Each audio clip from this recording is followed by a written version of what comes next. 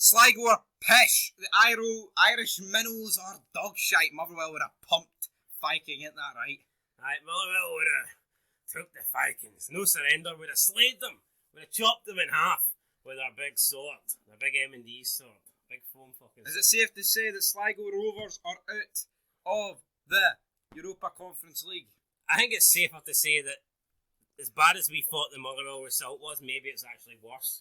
I mean, I heard people saying after the game, we're sleeping on the Irish League and that the Irish teams would win the Scottish League if you took the Old Firm with it. Absolutely nonsense.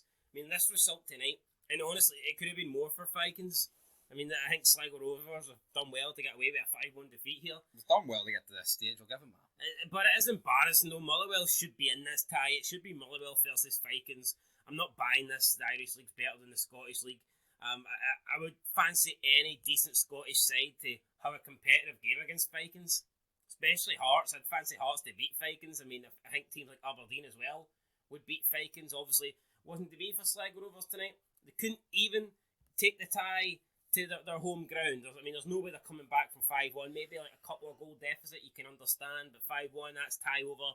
And so Sligo Rovers getting it the big one, beating Motherwell, and their journey just ended in the next round. So again, all this does to me is show that Motherwell result was a horrible result for not just for Motherwell but for Scottish football. And it was embarrassing. It was. It's that's what it is. And also, what was embarrassing, Viking went 2-0 up against Sligo within 8 minutes. Tripic and Samuel Carl for Flo Johnson in the 4th and 8th minutes. So, I mean, it was 2-0 within 8 minutes. What chance did they have? That's pretty much the tie done.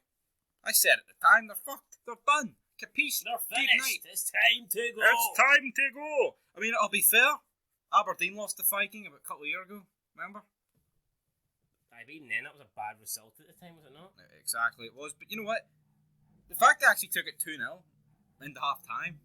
I'm surprised that when I seen 2-0 in the early minutes of the match, I thought it could have turned out to be a cricket score. It did just get worse though. 53rd minute, Mai Traore, Nicholas Sandberg, and then Ivan Osba.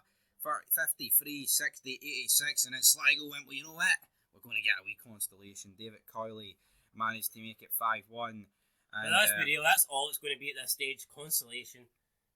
Finished 5-1. Tie is effectively over. But there was an Irish team that actually did pretty well tonight. Yes, and it was St Patrick's Athletic. They've beat CSKA Sofia 1-0 away from home.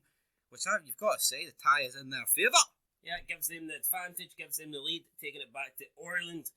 And I do think that St Patrick's now are in a really good position to go through and try and get into European football. So yeah, it's looking good for them. Not looking so good for Sligo Rovers.